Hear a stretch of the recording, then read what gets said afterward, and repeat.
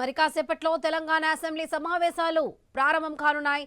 తొలి రోజు జరిగిన స్వల్పకాలిక చర్చలో కాంగ్రెస్ బీఆర్ఎస్ పార్టీల సభ్యుల మధ్య తీవ్ర స్థాయిలో చర్చ జరిగింది. ఇవాల్టి సమావేశంలో ముఖ్యంగా ఉపాధి హామీ పథకంపై స్వల్పకాలిక చర్చ జరపనున్నారు.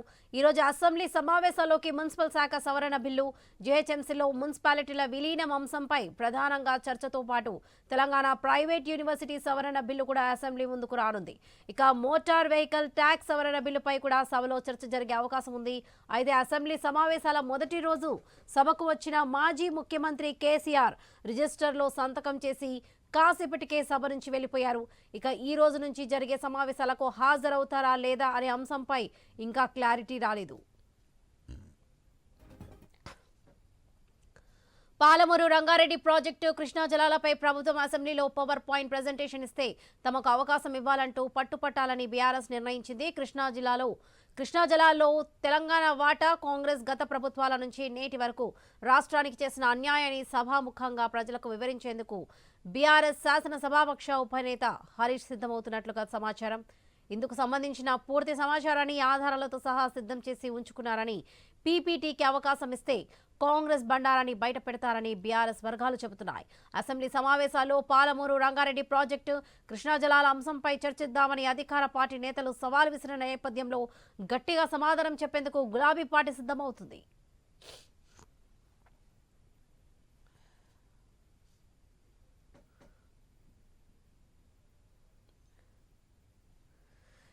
కాసేపట్లో తెలంగాణ అసెంబ్లీ సమావేశాలు ప్రారంభం కానున్నాయి. తొలి రోజు జరిగిన స్వల్పకాలిక చర్చలో కాంగ్రెస్ బీఆర్ఎస్ పార్టీల సభ్యుల మధ్య తీవ్ర స్థాయిలో చర్చ జరిగింది. ఇదే విషయానికి సంబంధించి మరిన్ని అప్డేట్స్ మా ప్రతినిధి ప్రవీణ్ లైవ్ ద్వారా అందిస్తారు. ప్రవీణ్. వరలక్ష్మి, మనం చూసుకుంటే కనుక తెలంగాణ శాసనసభ శీతాకాల సమావేశాలు తిరిగి 3 రోజుల తర్వాత అయితే పునఃప్రారంభం కానున్నాయి. అయితే శాసనసభ సమావేశాలపైన రాజకీయ వర్గాల్లో కూడా ఆసక్తి రేగిందనే తెలుస్తుంది. మాజీ సీఎం బీఆర్ఎస్ అధినేత కేసీఆర్ పైన కూడా అందరి దృష్టి పడినట్టుగా తెలుస్తుంది. అదేవిధంగా సభకు హాజరైతే కేసీఆర్ పాత్ర పైన తీవ్ర ఉత్కంఠగా కూడా ఎదురు చూస్తున్నట్టుగా కూడా తెలుస్తుంది. అయితే సాగునీటి అంశం పైన ప్రభుత్వం పోరాటానికి సిద్ధమని కేసీఆర్ కూడా చెప్పడం జరిగింది. సాగునీరు, రుణమాఫీ పైన కాంగ్రెస్ బీఆర్ఎస్ మధ్య చర్చలకు వేడికే వాతావరణం కూడా కనిపిస్తున్నట్టుగా తెలుస్తుంది. నేటి సభలో డిప్యూటీ స్పీకర్ ఎన్నిక కూడా ఉండబోతున్నట్టుగా తెలుస్తుంది. డిప్యూటీ స్పీకర్ ఏకగ్రీవంగా ఎన్నికయ్యే ఛాన్సెస్ కూడా కనబడుతున్నట్టుగా తెలుస్తుంది. అయితే 3 కీలక సవరణ బిల్లులు సీఎం రేవంత్ రెడ్డి ప్రవేశపెట్టబోతున్నారు. అదేవిధంగా చూసుకుంటే కనుక టీజీఎస్టీ చట్ట సవరణ బిల్లు, అయితే జిఎస్టీ సవరణ బిల్లును కూడా ప్రవేశపెట్టబోతుంది. అంటే ఆ యొక్క చట్టంలోన కీలక మార్పులకు కూడా ప్రభుత్వం ప్రతిపాదనలకు చేస్తుంది. అయితే పన్నుల వసూలు మరింత సమర్థం చేయడమే దీని లక్ష్యంగా కూడా అయితే ప్రభుత్వం ఉన్నట్టుగా తెలుస్తుంది. అదేవిధంగా ఆ ట్యాక్స్ లీకేజీని అరికట్టేందుకు కూడా కఠినమైన నిబంధనలు తీసుకురావాలనే ఉద్దేశంతో అయితే ప్రభుత్వం ఉన్నట్టుగా తెలుస్తుంది. అదేవిధంగా చూసుకుంటే కనుక వ్యాపార లావాదేవీల్లో పారదర్శకత పెంచేందుకు ఈ యొక్క బిల్లుని ప్రవేశపెట్టడం అయితే విధంగా చూస్తుంది. పన్ను ఎగవేతదారులపైన కఠిన చర్యలు అవకాశం ఉండేందుకు ఈ బిల్లును తీసుకొచ్చే విధంగా అయితే ప్రభుత్వం చూస్తున్నట్టుగా తెలుస్తుంది. అదేవిధంగా చూసుకుంటే కనుక మున్సిపాలిటీల చట్ట సవరణ బిల్లు కూడా సభ ముందుకు తేబోతుంది. అయితే మున్సిపాలిటీల చట్ట సవరణ బిల్లు చూసుకుంటే కనుక మున్సిపల్ పాలనలో కీలక మార్పులు తెచ్చే యోచనలో ప్రభుత్వం ఉన్నట్టుగా తెలుస్తుంది. అదేవిధంగా చూసుకుంటే కనుక మున్సిపాలిటీల పనితీరు మెరుగుపరచడమే ప్రభుత్వ లక్ష్యంగా పనిచేస్తుంది. కాబట్టి ఈ యొక్క సవరణ బిల్లుని ముందుకు తెస్తుంది. అదేవిధంగా పట్టణాభివృద్ధి పైన మరింత పట్టు సాధించేందుకే ఈ యొక్క బిల్లు అంటూ కూడా చెప్తుంది. మున్సిపల్ కమిషనర్లు, అధికారుల మార్పుల ప్రతిపాదన కూడా ఇందులో ఉండబోతుంది.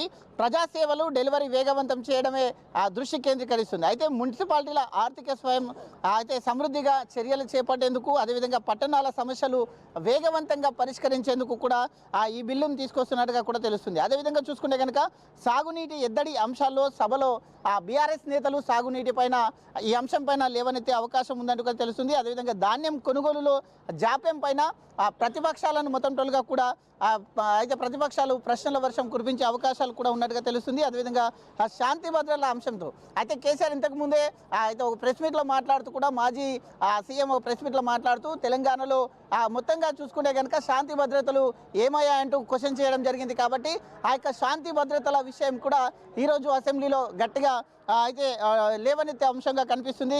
గత ప్రభుత్వ వైఫల్యాలే కాంగ్రెస్కు కౌంటర్. అయితే కాంగ్రెస్ కూడా గత 10 సంవత్సరాల బీఆర్ఎస్ పాలనలో కొన్ని ఉన్నటువంటి వైఫల్యాలు ఏవైతే ఉన్నాయో ఆ యొక్క వైఫల్యాలను మొత్తంగా కూడా ఎండగట్టే ఆలోచనలో కాంగ్రెస్ ఉన్నట్టుగా తెలుస్తుంది. కాబట్టి మొదటి రోజు అసెంబ్లీ సమావేశాల తర్వాత మంత్రులతో మీటింగ్ కండక్ట్ చేశారు. మీటింగ్ కండక్ట్ చేసిన తర్వాత ఖచ్చితంగా ప్రతి ఎవరైతే ఇన్ఛార్జ్గా మంత్రి ఉంటారో జిల్లాల నుండి ఉండేటువంటి మంత్రులందరూ కూడా ఇటు ప్రతిపక్షాలు ఇచ్చేటటువంటి ఏదైతే క్వశ్చన్స్ దానికి సరైన ఆన్సర్స్ ఇవ్వాలి అంటూ ఏ విధంగా ముందుకెళ్ళాలి ఈ యొక్క నీటిపైన కూడా మొత్తంగా కూడా అయితే ఇటు రంగారెడ్డి పాలమూరు ఎత్తిపోతల పథకం ఏదైతే ఉందో రంగారెడ్డి పాలమూరు ఎత్తిపోతల పథకం పైన కూడా మొత్తంగా దానికి సంబంధించిన నీటి వాటాల పైన కూడా కృష్ణా జలాల నీటి వాటాల పైన కూడా మొత్తంగా కూడా పవర్ పాయింట్ ప్రజెంటేషన్ కూడా చేయాల్సి అయితే చేసే విధంగా కూడా కాంగ్రెస్ ప్రభుత్వం ఉన్నట్టుగా తెలుస్తుంది. ఇదే విధంగా దీనికి సంబంధించి పీపీటీ అదే పవర్ పాయింట్ ప్రజెంటేషన్ మాకు కూడా అవకాశం కల్పించాలంటూ కూడా బీఆర్ఎస్ నేతలు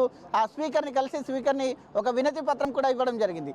అయితే ఆ యొక్క పవర్ పాయింట్ ప్రజెంటేషన్ వలన ఆ యొక్క వీడియోల ద్వారా మొత్తం టోల్గా కూడా దానికి ఉన్నటువంటి మొత్తం టోల్గా అయితే ఆ సమస్యలను మొత్తం వివరించే అవకాశం మాకు ఇవ్వాలంటూ కూడా ఇటు బీఆర్ఎస్ గిట మొత్తం టోల్గా కూడా చూస్తున్న నేపథ్యంలో దానికి సంబంధించి రంగారెడ్డి పాలమూరు ఎత్తిపోతల పథకం పైన సభలో చర్చకు అవకాశం ఇవ్వాలంటూ కూడా ఇప్పటికే కోరిన నేపథ్యంలో ఎత్తిపోతల ప్రాజెక్టు పురోగతి పైన ప్రభుత్వానికి ప్రశ్నలు సాధించే దిశగా మొత్తం బీఆర్ఎస్ సిద్ధమైందనే తెలుస్తుంది.